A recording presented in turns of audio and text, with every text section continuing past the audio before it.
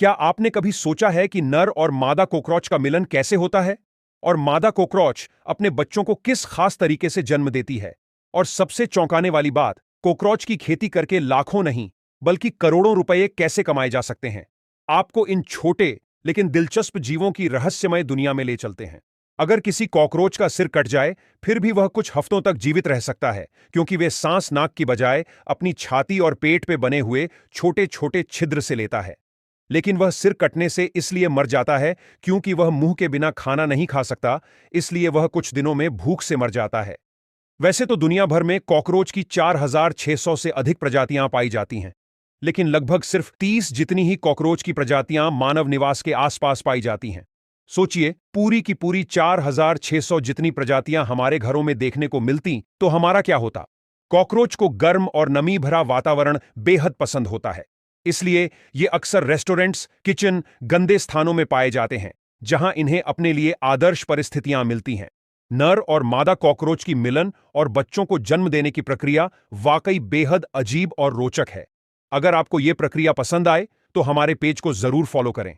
जब मादा कॉकरोच मिलन के लिए तैयार होती है, तो वह एक खास फेरोमोन रसायन छोड़ती है। यह रसायन नर कॉकरोच तक पहुंचता है और उनके पास मौजूद फेरोमोन रिसेप्टर्स इस संकेत को पहचान लेते हैं।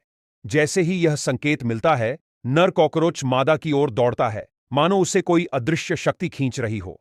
मिलन के दौरान नर कॉकरोच अपना स्पर्म पैकेट मादा के अंदर स्थानांतरित करता है और फिर एक अद्भुत प्रक्रिया शुरू होती है। इसके बाद मादा अंडे बनाने के लिए तैयार हो जाती है। वह अपने अंडों को एक खास ओथेका नाम के पॉकेट में रखती है, जो किसी छोटे कैप्सूल की तरह दिखता है।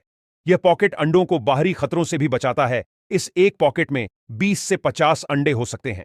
कुछ प्रजातियों में मादा यह पॉकेट को एक सुरक्षित स्थान पर छोड़ देती है, जबकि कुछ प्रजातियां इस पॉकेट को अपने शरीर से चिपकाए रखती हैं, जब तक उनके बच्चे दुनिया में आने के लिए तैयार नहीं हो जाते।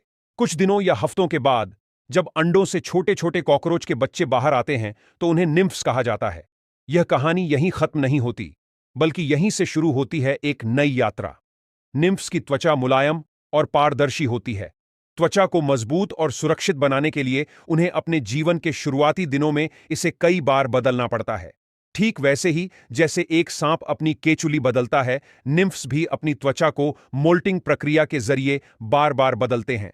यह मोल्टिंग सिर्फ एक बार नहीं, बल्कि 6 से 13 बार होती है।